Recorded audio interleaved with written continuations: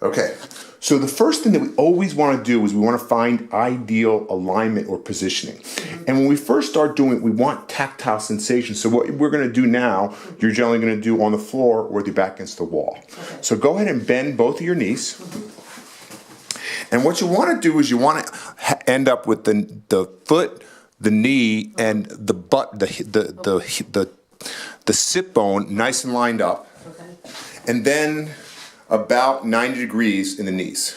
Okay. And then what you're going to do is you're going to tilt the pelvis backwards, pushing it back down, Well, and then the other way. So that, I call that down. It doesn't really matter how we label it, but that's what we want you to do. And I want you to go back and forth 3 times. So go ahead and go back and forth 3 times. Find that middle position. Kind of the center of how far you can go backwards and forwards. right.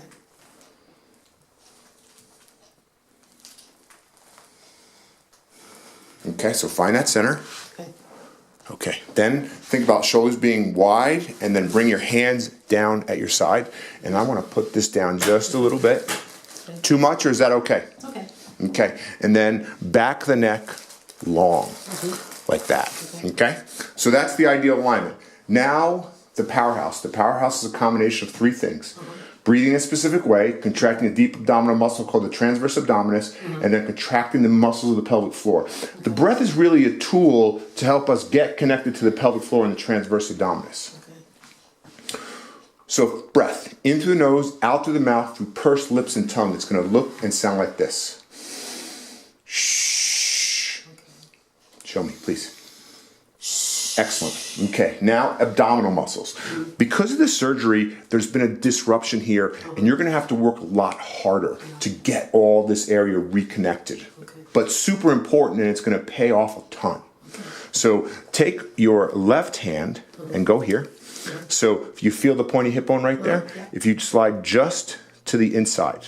So I'm going to do the same thing on this side, okay? If I'm here, right? Okay. So now take a breath in, and what I want you to do is I want you to draw the belly back toward the spine. Shh. Good. Breath in.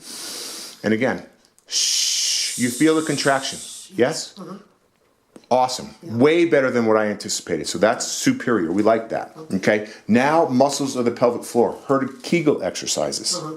That's what we're going to do. Right. So the anatomy of the pelvic floor muscles are, the pelvic floor muscle sits like this, urethra, vagina, anus, all pass through it. Okay. And when it lifts, it moves up towards your head.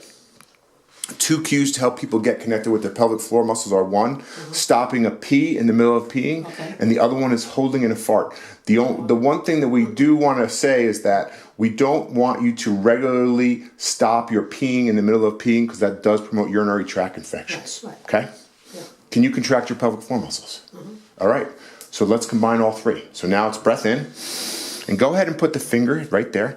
And then breathe out. Shh. So use the shh. And the reason you feel the difference, can you feel the difference? Because it lets you turn the muscles on better. Shh. Like you're telling someone to be quiet. Okay.